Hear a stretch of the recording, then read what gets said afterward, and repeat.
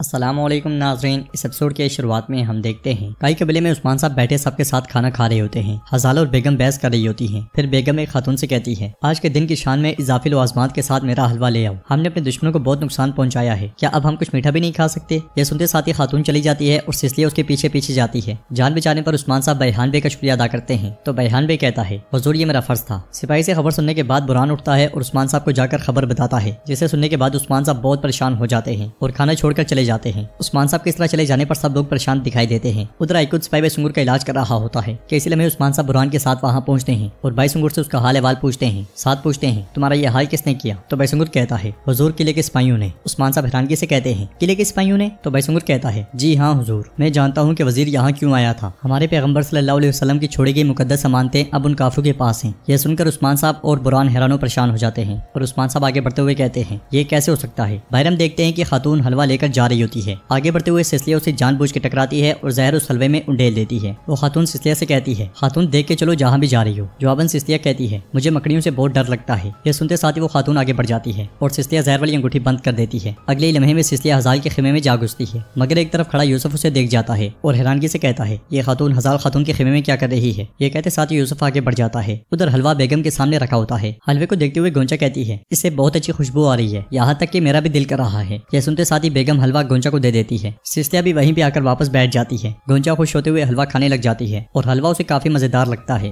اگلے لمحے عثمان صاحب بھی خیمے میں واپس آ جاتے ہیں۔ بیحان عثمان صاحب سے پوچھتا ہے، عثمان صاحب کیا خیریت ہے؟ تو عثمان صاحب کہتے ہیں، مقدس امانتوں کو چوری کر لیا گیا ہے۔ یہ سن کر سب بہت پریشان ہو جاتے ہیں اور گنجر بھی کہتے ہیں، آج مسلمانوں کے لیے سیاہ ترین دن ہے حضور۔ بیحان بھی کہتا ہے، ہم اس شرم سے جی نہیں سکتے حضور، اب اس دنیا میں لطف اٹھانا بھی ہمارے لیے باری ہے۔ جواباً عثمان صاحب کہتے ہیں، نہیں صبر کرو سردارو صبر کرو، کیا ہم مر گئے ہیں؟ کیا ہم مر گئے کہ عالم اسلام کی روشنی بجھ جائے؟ بیحان بے، ان کافروں سے جنگ لڑنے کے لیے کیا ہم نے قسم نہیں کھائی؟ گنجر بے آپ بتائیں، یہ دعویٰ شروع سے لے کر آخر تک ہم جنگ کریں گے، کیا ہم نے قسم نہیں کھائی؟ تو وہ دونوں کہتے ہیں، ہم نے قسمیں کھائی ہیں حضور، ہم نے قسمیں کھائی ہیں۔ یہ سن کر عثمان صاحب کہتے ہیں، پھر اپنی قسمیں مت بولو، ہم کبھی مایوس نہیں پڑیں گے، ہم کافر کو کبھی اس کی اجازت نہیں دیں گے، اگر ضرورت پڑی تو ہم اپنے دکھ کو اپنے اندر رکھیں گے، لیکن ہم کبھی اسے کسی کو نہیں دکھائیں گے۔ امانتیں اگر وہ انہیں بچھو کے سوراخ میں بھی چھپا دیں تو ہم اسے اڑا دیں گے اور سب واپس لے لیں گے، فکر مت کرو۔ سب لوگ کہتے ہیں، انشاءاللہ حضور انشاءاللہ۔ ادھر گونچا اپنے خیمے میں موجود ہوتی ہے، اس لیے علاؤدین اس کے پاس آتا ہے اور اسے پسینے میں دیکھ کر اس کا حال احوال پوچھتا ہے۔ گونچا کہتی ہے، میں ٹھیک ہوں میں ٹھیک ہوں۔ علاؤدین سارا دے کر اسے بٹھا دیتا ہے اور اس کے دوبارہ پوچھنے پر گونچا کہتی ہے، میرا جسم جل رہا ہے مگر مجھے ٹھنڈ بھی لگ رہی ہے۔ تو علاؤدین اس سے کہتا ہے، تم ڈر گئی تھی ایسا اس لیے ہو رہا ہے۔ یہ کہتے ساتھ ہی علاؤدین اس سے پیار کرتا ہے۔ اگلی صبح عثمان صاحب اپنے سپاہیوں کے ساتھ قبیلے سے روانہ ہو جاتے ہیں۔ دوسری طرف جنگل میں اورحان ہولوفیرا کے ساتھ سفر کرتے ہوئے کہتا ہے، ہم اگر مقدس امانتیں تلاش کرنے میں ناکام ہوئے تو بہت خونریزی ہوگی۔ ہولوفیرا کہتی ہے، رومیوں اور مسلمانوں کے درمیان دشمنی مزید بڑھے گی، کاش ہم اسے روک سکتے۔ اورحان اس سے کہتا ہے، امانتوں کے بارے میں کچھ بھی سنا تو مجھے بتاؤ گی ہے نا؟ ہولوفیرا کہتی ہے، ہاں بالکل۔ ساتھ ہی اورحان رکتے ہوئے کہتا ہے، ہولوفیرا وہ لوکاس، تم اس پہ زیادہ بھروسہ نہ کرنا۔ جواباً ہولوفیرا کہتی ہے، کمانڈر لوکاس کسی دوسرے بازنطینیوں جیسا نہیں ہے جو میں نے پہلے دیکھے ہیں، وہ رحم کرنے والا اور انصاف پسند ہے۔ مگر اورحان کہتا ہے، ہولوفیرا پھر بھی میری بات یاد رکھنا، میں تمہیں دشمن کے پاس بھیج رہا ہوں، تمہیں کچھ ہو جائے گا اس لیے میں صرف پریشان ہوں۔ جواباً ہولوفیرا کہتی ہے، اورحان وہ میرا گھر ہے۔ تو اورحان دل پہ ہاتھ رکھتے ہوئے کہتا ہے، نہیں تمہارا گھر یہاں ہے۔ یہ سن کر ہولوفیرا مسکرا دیتی ہے اور دونوں آگے بڑھ جاتے ہیں۔ دوسری طرف عثمان صاحب آندھی اور طوفان کی طرح اپنے ساتھیوں کے ساتھ آگے بڑھتے ہی چلے جاتے ہیں۔ ادھر ہم دیکھتے ہیں کہ کئی قبیلے میں علاؤدین خیمے کے باہر لکڑیاں کاٹ رہا ہوتا ہے، اس لیے میں گونچا اس کے لیے مشروب لے کر آتی ہے اور گونچا بہت مشکل سے چل رہی ہوتی ہے۔ کچھ دیر کے بعد وہ جیسے ہی لڑکھڑاتی ہے تو علاؤدین اسے سہارا دیتا ہے۔ گونچا کے ہاتھ سے مشروب گر جاتا ہے اور وہ علاؤدین سے کہتی ہے، علاؤدین وقت آ گیا ہے۔ گونچے بھی بھاگتی بھاگتی ان کے پاس آتی ہے اور وہ اسے سہارا دیتے ہوئے خیمے میں لے جاتے ہیں اور علاؤدین بالا خاتون کو پکارتا پکارتا ان کی جانب بھاگ پڑتا ہے۔ ناظرین، اس کے بعد ہم دیکھتے ہیں کہ سمندر کے کنارے وزیر عمر کراسے صاحب کے ساتھ بیٹھا ہوتا ہے اور کہتا ہے، کراسے بے وقت گزرتا جا رہا ہے لیکن آپ کے سپاہیوں کی طرف سے ابھی تک کوئی جواب نہیں آیا، اس لیے میں عثمان صاحب وہاں پہنچتے ہیں۔ انہیں آتا ہوا دیکھ کر وزیر عمر سردار کراسے سے پوچھتا ہے، کیا آپ کو لگتا ہے کہ اس نے سن لیا ہوگا؟ گھوڑے سے اترنے کے بعد عثمان صاحب ان کے پاس آتے ہیں اور سلام کے بعد کہتے ہیں، لطف اندوز ہوں لطف اندوز ہوں۔ کراسے پوچھتا ہے، عثمان صاحب آپ کو غوطہ لگا کر سمندر میں لے آنے والی چیز کیا ہے؟ جواباً عثمان صاحب کہتے ہیں، محترم وزیر کو ان سرزمینوں میں لانے والا مسئلہ جو ہے وہی مسئلہ میرے ساتھ ہے اور وہی مجھے یہاں لے کر آیا ہے۔ محترم وزیر، میں نے آپ کو دعوت دی تھی لیکن آپ نے مثبت جواب نہیں دیا۔ اے اللہ، عالم اسلام کی سب سے قیمتی ترین چیز چوری ہوگی، آپ نے یہ سردار وہ سردار کہہ کر مجھ سے کیوں چھپائے رکھا؟ بتائیں ذرا۔ جواب میں وزیر کہتا ہے، اسلامی دنیا اور خلیفہ کی ساکھ کے لیے۔ عثمان صاحب کہتے ہیں، اللہ اور رسول کی نظروں میں ہماری ساکھ گر گئی، کوئی چیز اس سے زیادہ قیمتی ہے کیا؟ بہرحال جو بھی ہوا، اب بتائیں کہ خلیفہ سے کوئی دشمنی کی حالت میں ہے کیا؟ کون اور کیوں چرائے گا؟ جواباً وزیر عمر کہتا ہے، وہ راہبوں کے بیس میں کوئی تھے، میں تو سوچتا ہوں کہ وہ کسی فرقے سے تعلق رکھتے تھے لیکن ہمارے پاس کوئی اور سراغ بھی تو نہیں ہے۔ سردار کراسے کہتا ہے، سرحدوں تک محترم وزیر نے ان کا پیچھا کیا لیکن جب انہوں نے نشانات کھو دیے تو اس سرزمین کے سب سے طاقتور شخص یعنی کہ میرے پاس آئے۔ یہ سن کر عثمان صاحب کہتے ہیں، یعنی کہ تمہاری طاقت بھی کافی ثابت نہیں ہوئی۔ ہاں کراسے صاحب آپ راہبوں کو کہاں تلاش کر رہے ہیں بتائیں؟ تو سردار کلا سے کہتا ہے آس پاس جتنی بھی خانقاہیں ہیں اور گرجا گھر ہیں آپ بتائیں اس کے علاوہ کہاں ہو سکتے ہیں؟ یہ سن کر عثمان صاحب کہتے ہیں جنہیں تم راہب کہتے ہو وہ صرف گرجا گھروں میں نہیں ہوتے، ہمارے درویشوں کی طرح پہاڑوں میں غاروں میں وقت آنے پہ وہ کسی بھی جگہ چھپ سکتے ہیں، سب مل کر تلاش کریں گے۔ مگر سردار کلا سے منہ بناتے ہوئے کہتا ہے ہم پہلے سے ہی تلاش میں ہیں، اگر آپ اتنے مخلص ہیں تو اپنے بلبوتے پہ تلاش کریں۔ جواب میں عثمان صاحب کہتے ہیں آپ اس طرح کے عظیم مقصد میں بھی علیحدگی کو پسند کر رہے ہیں، آپ کے لیے شرم کا مقام ہے کرا سے بھی۔ یہ کہتے ساتھ ہی عثمان صاحب چلے جاتے ہیں۔ وزیر عمر بھی اٹھ کے آگے بڑھ جاتا ہے، انہیں جاتا ہوا دیکھ کر سردار کلا سے کہتا ہے اگر میں نہ ڈھونڈ سکا تو لوکاس نہ ڈھونڈ سکا تو پھر عثمان ڈھونڈ لے گا، واضح ہے۔ پھر سپاہی کو پاس بلا کر کہتا ہے سانجار کو خبر کرو، کچھ آدمیوں کو ساتھ لے جا کر غاروں اور پہاڑوں میں تلاش کرو اور باقی عثمان کا پیچھا کرو۔ سپاہی کے جانے کے بعد مزید کہتا ہے عثمان تلوار کی طرح تمہارا دماغ بھی تیز ہے، اگر میں تم سے بیعت لے پاتا تو تمہارے ساتھ مل کر پوری دنیا کو ہلا کے رکھ دیتا۔ کائی قبیلے میں بچے کی پیدائش کا وقت ہو جاتا ہے، خیمے کے باہر علاؤالدین بھی انتظار کر رہا ہوتا ہے، خوشی کے ساتھ ساتھ وہ کافی زیادہ پریشان بھی دکھائی دیتا ہے۔ اس لیے میں بالا خاتون اس کے پاس آتی ہیں اور کہتی ہیں پیدائش نہیں ہوئی، گونجا ٹھیک نہیں ہے علاؤالدین، وہ بخار سے جل رہی ہے اور یہ اچھی چیز نہیں ہے۔ وہ اس طرح کی باتیں کر رہے ہوتے ہیں کہ اندر سے مبارکباد کی آوازیں سنائی دیتی ہیں، جنہیں سن کر وہ دونوں بہت خوش ہوتے ہیں اور ایک دم سے خیمے میں چلے جاتے ہیں۔ خیمے میں الجن نے بچہ اٹھایا ہوتا ہے اور وہ سب اللہ کا شکر ادا کر رہے ہوتے ہیں۔ بچے کو بالکل خاموش دیکھ کر بالا خاتون الجن سے پوچھتی ہیں بچہ رو کیوں نہیں رہا؟ یہ کہتے ساتھ ہی بالا خاتون بچہ اسے لے لیتی ہیں اور اسے ہلاتی جلاتی ہیں، مگر بچہ کوئی حرکت نہیں کرتا۔ یہ دیکھ کر گونجا اور علاؤالدین بہت پریشان ہو جاتے ہیں اور علاؤالدین بوجھل قدموں کے ساتھ آگے بڑھتا ہے۔ بالا خاتون پوری کوشش کرتی ہے مگر بچے کی طرف سے کوئی جواب نہیں ملتا۔ یہ دیکھ کر علاؤالدین بچہ اٹھا لیتا ہے، ان کی بے چینی بڑھتی جاتی ہے، گونجا کی طبیعت بھی خراب ہونے لگتی ہے۔ یہ دیکھ کر علاؤالدین بچہ بالا خاتون کو دیکھ کر گونجا کے پاس آتا ہے،